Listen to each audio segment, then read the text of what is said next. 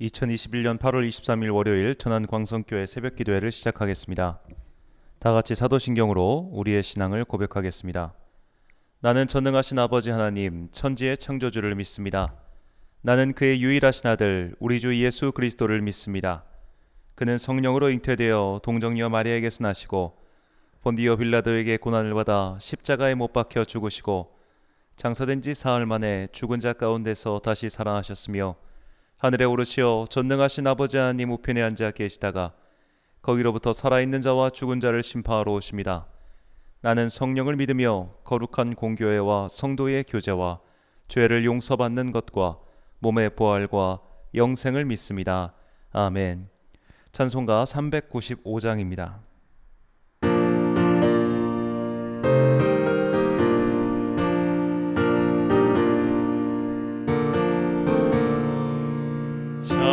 자비하신 예수여 내가 사람 가운데 의지할이 없으니 슬픈 자가 됩니다. 마음심이 어두니 밝게 하여 주소서. 나를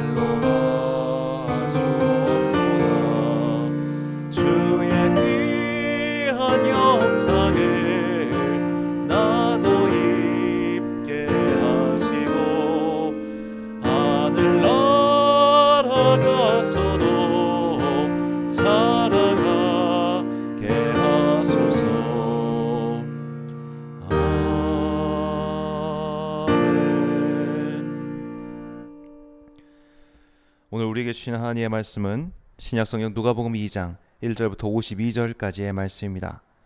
신약성경 누가복음 2장의 말씀 이제 봉독하겠습니다. 하나님의 말씀을 경청하십시오. 그때 아우구스투스 황제가 칙령을 내려 온 세계가 호적 등록을 하게 되었는데 이 첫 번째 호적 등록은 구레뇨가 시리아의 총독으로 있을 때에 시행한 것이다. 모든 사람이 호적 등록을 하러 저마다 자기 고향으로 갔다. 요셉은 다윗 가문의 자손이므로 갈릴리의 나사렛 동네에서 유대에 있는 베들레헴이라 하는 다윗의 동네로 자기의 약혼자인 마리아와 함께 등록하러 올라갔다. 그때의 마리아는 임신 중이었는데 그들이 거기에 머물러 있는 동안에 마리아가 해산할 날이 되었다. 마리아가 처나들을 낳아서 포대기에 싸서 그 위에 눕혀두었다. 여관에는 그들이 들어갈 방이 없었기 때문이다. 그 지역에서 목자들이 밤에 들에서 지내며 그들의 양떼를 지키고 있었다.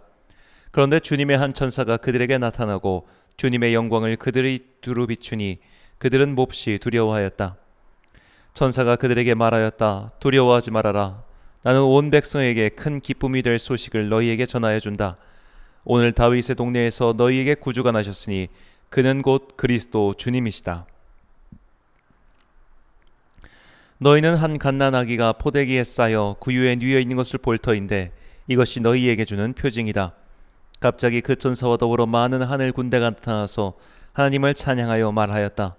더없이 높은 곳에서는 하나님께 영광이요 땅에서는 주님께서 좋아하시는 사람들에게 평화로다.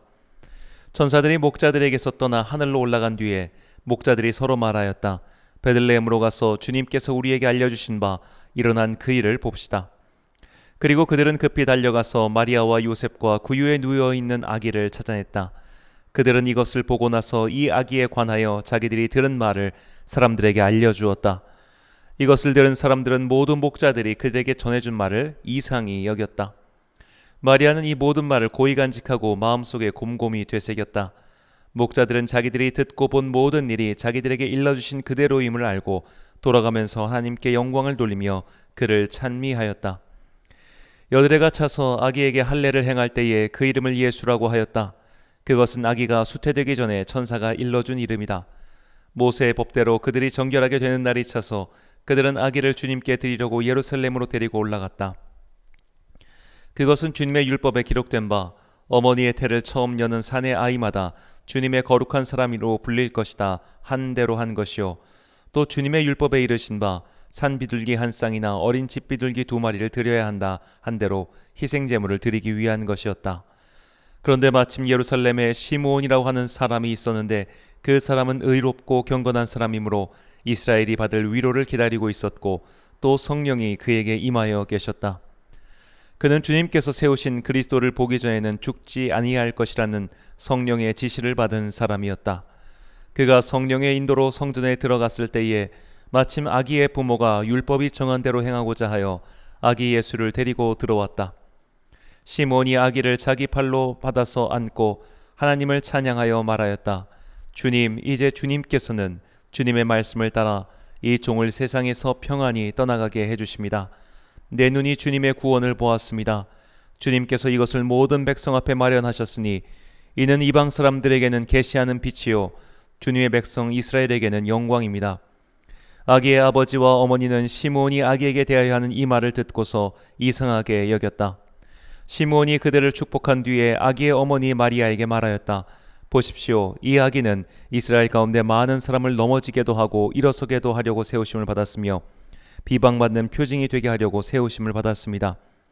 그리고 칼이 당신의 마음을 찌를 것입니다. 그리하여 많은 사람의 마음속 생각들이 드러나게 될 것입니다. 아셀 지파에 속하는 바누엘의 딸로 안나라는 예언자가 있었는데 나이가 많았다. 그는 처녀 시절을 끝내고 7해를 남편과 함께 살고 과부가 되어서 84살이 되도록 성전을 떠나지 않고 밤낮으로 금식과 기도로 하나님을 섬겨왔다. 바로 이때에 그가 다가가서 하나님께 감사를 드리고 예루살렘의 구원을 기다리는 모든 사람에게 이 아기에 대하여 말하였다. 아기의 부모는 주님의 율법에 규정된 모든 일을 마친 뒤에 갈릴리의 자기네 고향 동네 나사렛에 돌아왔다. 아기는 자라나면서 튼튼해지고 지혜로 가득 차게 되었고 또 하나님의 은혜가 그와 함께 하였다. 예수의 부모는 해마다 6월절에 예루살렘으로 갔다. 예수가 12살이 되는 해에도 그들은 절기 관습을 따라 6월절을 지키러 예루살렘에 올라갔다. 그런데 그들이 절기를 마치고 돌아올 때에 소년 예수는 예루살렘에 그대로 머물러 있었다. 그의 부모는 이것을 모르고 일행 가운데 있으려니 생각하고 하룻길을 갔다. 그 뒤에 비로소 그들의 친척들과 친지들 가운데서 그를 찾았으나 찾지 못하여 예루살렘으로 되돌아가서 찾아다녔다. 사흘 뒤에야 그들은 성전에서 예수를 찾아냈는데 그는 선생들 가운데 앉아서 그들의 말을 듣기도 하고 그들에게 묻기도 하고 있었다. 그의 말을 듣고 있던 사람들은 모두 그의 슬기와 대답에 경탄하였다. 그 부모는 예수를 보고 놀라서 어머니가 예수에게 말하였다. 얘야, 이게 무슨 일이냐? 내 아버지와 내가 너를 찾느라고 얼마나 애를 태웠는지 모른다. 예수가 부모에게 말하였다. 어찌하여 나를 찾으셨습니까? 내가 내 아버지의 집에 있어야 할 줄을 알지 못하셨습니까? 그러나 부모는 예수가 자기들에게 한 그 말이 무슨 뜻인지를 깨닫지 못하였다. 예수는 부모와 함께 내려가 나사렛으로 돌아가서 그들에게 순종하면서 지냈다. 예수의 어머니는 이 모든 일을 마음에 간직하였다. 예수는 지혜와 키가 자라고 하나님과 사람에게 더욱 사랑을 받았다. 아멘. 주님의 아픈 손가락이란 제목으로 하나님의 말씀 선포하겠습니다. 열 손가락을 깨물면 안 아픈 손가락이 없다고 합니다. 하지만 더 아픈 손가락은 있습니다. 우리의 참부모이신 하나님도 마찬가지십니다. 모두가 하나님의 자녀이고 모두가 하나님의 사랑을 받아야 할 자녀입니다. 그런 사랑하는 자녀들 가운데 하나님의 마음을 더 쓰이게 하는 이들이 있습니다.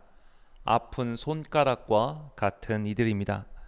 오늘 예수님의 탄생 이야기 두 번째 장은 하나님의 아픈 손가락을 향하신 그분의 마음을 전해주고 있습니다. 누가복음에서 아기 예수님을 먼저 알아보고 그에게 경배를 드린 인물들은 모두 세 종류의 사람들입니다. 첫 번째 인물들은 밤에 들에서 양을 치고 있던 목자들입니다. 본문 8절과 9절 말씀입니다. 그 지역의 목자들이 밤에 밖에서 자기 양떼를 지키더니 주의 사자가 곁에 서고 주의 영광이 그들을 두루비춤에 크게 무서워하는지라. 양들도 밤에는 자기 우리에 들어가서 머물러야 합니다. 그런데 목자들은 지금 밤에 밖에 있습니다. 이것은 그들이 거처가 없이 떠도는 유랑 목자들이었음을 알려줍니다. 그 당시 떠돌이 목자들의 사회적 대우는 굉장히 좋지 않았습니다. 그 이유는 크게 두 가지 이유였죠. 첫 번째로 경제적 이유였습니다. 목자들에게 양의 수요가 폭등하는 때가 있었습니다. 바로 유월절 절기입니다. 유월절 절기에 여력이 있는 사람들은 양을 구매해서 그 양을 잡아서 제사를 드렸는데 아무래도 수요가 많아지다 보니 공급이 딸리면서 가격이 올라가는 것은 어쩔 수 없었죠. 그런데 떠돌이 목자들은 이때야말로 대목, 돈을 가장 많이 벌어들일 시기였기 때문에 상당한 폭리를 취했다고 합니다. 그래서 사람들은 이런 떠돌이 목자들을 매우 곱지 않은 시선으로 쳐다봤습니다. 하나님께 예배를 드리려고 재물이 필요해서 샀는데 그것을 폭리를 취하여 하려 하니 사람들 눈에 그게 얼마나 고깝게 보였겠습니까? 두 번째 이유는 율법적인 이유였습니다. 양들은 안식일을 지킬 수 없습니다.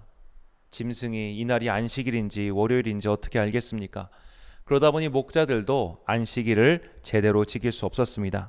안식일에도 그들을 밥을 먹어야 했고 그들의 배변 활동을 해줘야 됐죠. 그러다 보니 그 떠돌이 목자들은 당연히 안식일을 제대로 지킬 수 없었고 안식일을 지킬 수 없으니 바리새인과 같은 율법의 보수주의자들에게는 당연히 배척을 당할 수밖에 없었습니다. 일정한 터전이 없이 목축을 하러 이동하는 유목민들은 예로부터 경계의 대상이었습니다. 유목민들은 상비군을 운영할 수 없기 때문에 자기의 재산은 자기 스스로 지켜야 했죠. 그래서 유목민들 한 명 한 명은 목자임과 동시에 강한 전사이기도 했습니다. 이제 서구 유럽 사회는 역사적으로 두 번의 유목민의 큰 침공을 받았는데 로마 제국 시대에 훈족의 아틸라가 쳐들어왔고 몽골 제국 시대에 이제 징기스칸의 부하들이 동부 유럽을 초토화시켰죠. 유목민에게는 포로가 필요가 없습니다. 왜냐하면 그들에게 인간이란 어떻게 보면 밥을 축내는 존재에 불과해요. 그들은 노동력을 유지하기 위한 땅이 필요 없었습니다. 목축을 하기 위한 땅이 필요할 뿐이었죠. 그렇기 때문에 유목민들에겐 포로란 없었습니다. 그러니까 얼마나 그 손속이 잔악했겠습니까? 그래가지고 유목민들은 예로부터 공포의 대상이기도 하였습니다. 개인의 성격과 집단의 성격은 다를 수밖에 없지요. 개인은 착해도 집단은 그러지 않을 가능성이 훨씬 높습니다. 목자들이 그랬습니다. 한 명 한 명은 착할 수 있을지 모르겠지만 그 집단은 이스라엘 사회에서 여러 가지 문제로 인해 정말 등한시된 자들이었습니다. 그렇게 사회에서 등한시된 자들이 그런 자들에게 천사들이 나타나 구세주의 기쁜 소식을 전했습니다. 우리는 목자들에게 나타나신 천사들의 메시지와 그들이 아기 예수를 처음으로 배웠고 경배를 드렸다는 사실에서 이 세상에서 버림받은 자들에 대한 하나님의 따뜻한 마음을 읽을 수 있습니다. 두 번째로 아기 예수님께 경배드린 사람은 시므온이라는 노인입니다. 본문 25절과 26절 말씀입니다. 예루살렘에 시므온이라 하는 사람이 있으니 이 사람은 의롭고 경건하여 이스라엘의 위로를 기다리는 자라. 성령이 그 위에 계시더라. 그가 주의 그리스도를 보기 전에는 죽지 아니하리라 하는 성령의 지시를 받았더니. 아멘. 시므온은 아마도 나이가 많은 사람이었을 겁니다. 그리고 시므온은 이스라엘의 위로를 기다리고 있었습니다. 여기서 위로라고 번역한 헬라어는 파라클레시스인데 이 위로를 하는 사람을 파라클레이토스라고 합니다. 성경은 이 파라클레이토스를 보혜사라고 하죠. 보혜사는 성령님의 또 다른 이름입니다. 즉 시므온은 이스라엘 땅에 내릴 성령님의 위로, 성령님의 임재를 기다리는 사람이었습니다. 그가 성령님의 임재를 기다렸다고 하는 이 성경의 증언은 그가 단순히 정치적인 메시아, 즉 민족의 해방자를 기다렸던 것이 아니라는 뜻입니다. 아마도 시므온은 나이가 많은 사람이었을 겁니다. 그가 살았던 시대는 경랑의 시대였습니다. 알렉산더의 헬라 제국이 망하고 동쪽에 있는 동방의 오늘날 중동 지역의 페르시아 제국이 다시 발흥해서 로마를 위협하는가 싶었더니 다시 로마가 발흥해서 이스라엘을 집어삼켰습니다. 결국 그는 나라의 주인이 여러 차례 바뀌는 것을 보았습니다. 아마도 그는 이런 생각을 했을 겁니다. 정치적인 지도자, 정치적인 강국을 만드는 것은 결국 유구한 역사 속에선 별 의미가 없는 일이구나. 오직 하나님의 영이신 성령님이 오셔가지고 이 역사의 때를 끝내고 새로운 하나님 나라를 시작할 때만이 진정한 위로가 임하는 것이구나. 아마 그런 생각을 했을 겁니다. 그는 이 세상에 둘 소망이 없었습니다. 그렇던 그에게 그리스도가 나타났습니다. 그 모습을 본 시므온은 감격하여 이렇게 기도합니다. 본문 29절부터 32절까지의 말씀입니다. 주제여 이제는 말씀하신 대로 종을 평안히 놓아주시는도다. 내 눈이 주의 구원을 보았사오니 이는 만민 앞에 예비하신 것이요 이방을 비추는 빛이요 주의 백성 이스라엘의 영광이니이다 하니 아멘. 저는 이 평안히 놓아주시다 라는 말씀을 참 좋아합니다. 세상을 사는 것은 녹록치 않은 일이죠. 누구나 다 자기의 십자가를 짊어지고 세상을 살아갑니다. 세상을 사는 동안 많은 업적을 쌓는 이들도 있을 것이고 많은 후손을 남기는 사람도 있을 겁니다. 그렇게 이 세상을 풍성히 만들어 놓고 호련한 마음으로 주님께 갈 수 있다면 참 좋겠습니다만 우리의 재산이, 우리의 가족이, 우리의 마음이 이 세상에 묶여 있을 수가 있습니다. 그러나 아무것도 없는 사람, 빈손인 사람은 굳이 이 세상에 묶어둘 마음 자체가 없을 겁니다. 시므온은 그런 사람이었습니다. 그래서 자신의 마음을 오롯이 하나님의 위로에 둘 수 있었습니다. 이제 그 위로의 약속을 받았으니 정말로 이제는 주님 곁으로 갈 수 있겠구나라며 호련히 자신의 이 이승에서의 삶을 놓을 수 있게 된 것이죠. 이것이 얼마나 큰 위로요 축복입니까? 마지막 세 번째로 아기 예수께 경배드린 사람은 안나라고 이름하는 여자 선지자입니다. 본문 36절과 37절입니다. 또 아셀 지파 바누엘의 딸 안나라 하는 선지자가 있어 나이가 매우 많았더라. 그가 결혼한 후 7해 동안 남편과 함께 살다가 과부가 되고 84세가 되었더라. 이 사람이 성전을 떠나지 아니하고 주야로 금식하며 기도함으로 섬기더니 아멘. 자, 안나라는 여자는 이른 나이에 남편을 잃고 혼자가 되었습니다. 정황을 보니 자녀도 없었던 것 같습니다. 그녀가 예수님을 만났을 때 그녀의 나이는 84세였습니다. 그녀가 20살에 결혼했다고 가정하면 그녀는 무려 47년을 홀로 성전에서 지내면서 기도하였습니다. 그렇다면 이 47년 동안 성전은 어떤 모습이었을까요? 47년의 세월 동안 이미 수르바벨의 성전은 낡고 낡아서 더 이상 성전으로서 기능하기도 어려웠습니다.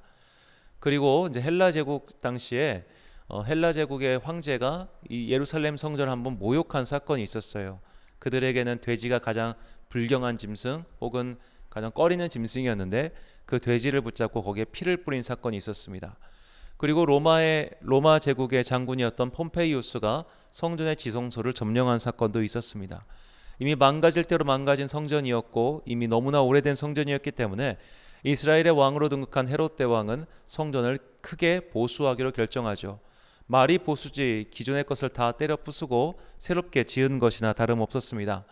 즉 안나가 37년 동안 머물렀던 성전은 망가져 가고 있다가 지금 엄청나게 공사를 하고 있는 중이었습니다. 이 공사 현장 한가운데 그리고 이제 저쪽 구석에서 기도하고 있는 여인의 모습을 상상해 보십시오. 말이 선지자고 말이 성전을 떠나지 아니하였다이지 사실 여성은 성전에 들어갈 수도 없었습니다. 그는 성전 안에 들어갈 수도 없이 성전 뜰, 여인들이 머무는 그 공간, 여자들이 들어갈 수밖에 없는 그 뜰에 머물러서 거기서 공사 현장을 바라보며 기도하고 있었다는 뜻입니다. 그 공사가 한두 해 끝난 게 아니라 무려 40년 예수님께서 살아 계실 때까지 계속했던 것을 감안하면 그녀는 아마 공사장에 흘러다니는 돌멩이 하나 정도밖에 취급을 당하지 못했을 겁니다. 그런 그녀에게 하나님의 위로가 임한 것이죠. 그녀는 아무것도 할 수 없는 사람이었고 아무 힘도 없는 사람이었기 때문입니다. 그녀는 실상 거지나 다름없었고 이 세상에 어떤 소망도 둘 수 없었던 사람이었죠. 어떤 소망도 둘 수 없었기 때문에 그저 기도한 것 외에는 그녀에게는 아무것도 없었던 것입니다. 밤에 들판에 있던 목자들, 하나님의 위로를 기다리던 시므온, 성전에서 그저 기도밖에 할 수 없었던 늙은 안나, 이 모두는 세상에서 소외당한 사람이었습니다. 그리고 세상에 굳이 둘 소망이 없는 자들이기도 했습니다. 적나라하게 말해서 오래 살면 뭐해? 라고 말할 수밖에 없는 사람들이었죠. 돈도 없고 재산도 없고 가족도 없었습니다. 그렇게 세상에 둘 희망이 없는 자들에게 아기 예수님을 가장 먼저 경배할 수 있는 영광이 주어졌습니다. 하나님께서 아픈 손가락과 같은 당신의 자녀들에게 먼저 사랑을 베푸신 것입니다. 욥기 5장 9절에서 11절 말씀입니다. 하나님은 헤아릴 수 없이 큰 일을 행하시며 기이한 일을 셀 수 없이 행하시나니 비를 땅에 내리시고 물을 밭에 보내시며 낮은 자를 높이 드시고 애곡하는 자를 일으키사 구원에 이르게 하시느니라. 아멘. 사랑하는 천안광성교회 성도 여러분, 그리고 이 새벽을 함께 깨우고 계신 귀한 주님의 자녀 여러분, 이 세상에 둘 소망이 없으십니까? 세상을 살아가는 일이 그저 힘겹기만 하고 희망이 없는 그런 하루하루를 보내고 계십니까?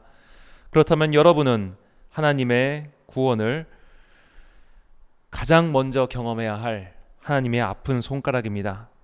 하나님께서는 그 아픈 손가락을 결단코 외면하지 않으시고 높이 드시사 구원의 축복과 선물을 주십니다. 세상에 둘 소망이 없어 변두리에 머물고 살고 있던 자들에게 구원의 기쁜 소식이 가장 먼저 임하였습니다. 이것이 오늘을 사는 우리에게도 구원의 복된 소식입니다. 아픈 손가락과 같은 인생을 살고 있다고 해서 좌절하지 마십시오. 실망하지 마십시오. 하나님께서는 우리의 인생을 외면하지 않으시고 구원의 기쁜 소식을 가장 먼저 전해주실 겁니다. 이 세상에서 아픈 인생을 살면 살수록 천국을 향한 소망은 더욱 커지기 마련입니다. 그 천국 소망을 붙들고 오늘이라는 하루를 마침내 견디고 이겨내는 여러분과 제가 되시길 간절히 축원합니다. 기도하겠습니다. 사랑과 은혜가 충만하신 아버지 하나님, 주님께서 우리에게 인생을 주셨습니다. 그러나 이 인생길이 참으로 녹록지 않아서 우리는 넘어지고 다치고 피 흘리다가 울면서 주저앉고 말았습니다. 그러나 아픈 손가락과 같은 우리를 주님께서는 외면하지 않으시고 오늘도 구원의 소식을 먼저 전해주시니 감사합니다. 이 세상에 둘 소망이 없기에 천국의 소망만 바라보며 살아가는 주님의 자녀들에게 더욱 생경한 은총을 내려 주옵소서.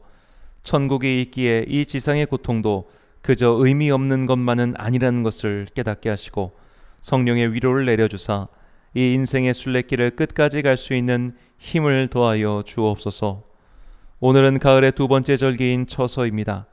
이제 새벽과 저녁에 시원한 바람이 불어옵니다.